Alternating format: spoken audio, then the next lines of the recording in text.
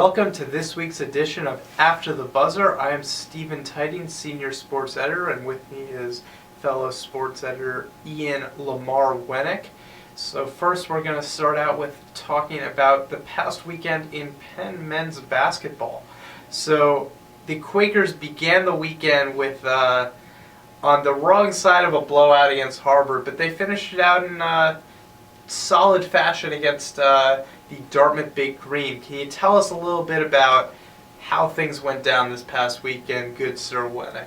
Well, it was really a tale of two evenings. On Friday night against Harvard, it was pretty much the Siani Chambers show. He torched Penn inside and outside, 10 assists, and Penn just couldn't stop turning the ball over. I believe it was 20 turnovers by the end of the night. And Henry Brooks fouled out with 10 minutes to go in the second half of that game. But against Dartmouth, it was honestly the cleanest game of basketball I've seen Penn play all season. 11 turnovers on the evening. Penn won by 9 points, 74-65.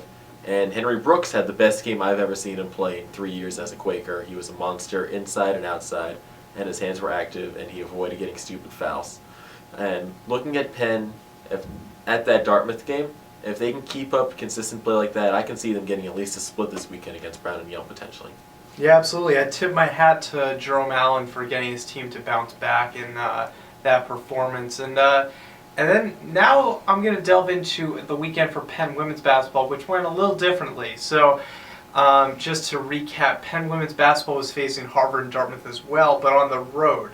So they had a pretty surprising weekend in that they went up to Harvard, and for the first time in 10 years, guess what? They beat Harvard. So they were tied for first place with Princeton for an evening, and at first it looked like Harvard was going to beat Princeton. Penn starts out against Dartmouth, and then the Princeton game, which started earlier, Princeton comes back, beats Harvard in the last second. And then Dartmouth beats Penn. Now Dartmouth, for some context, was in last place in the Ivy, still is, and they had not won a game in Ivy play. So it was certainly a surprise, disappointing to say the least. And moving forward, it's going to be tough for the team to now get the Ivy League title, in that they would have to likely win their last 5 games of the regular season, which would include a victory over heavily favored Princeton, and then also likely have to beat Princeton in a 1-game playoff.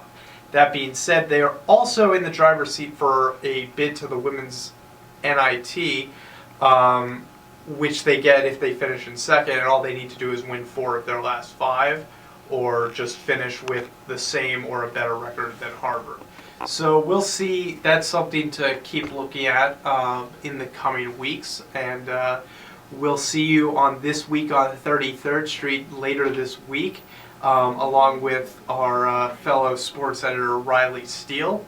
But for After the Buzzer, this is Stephen Tidings, and along with Ian Lamar Wennick, and I am signing off. Peace, sports fans.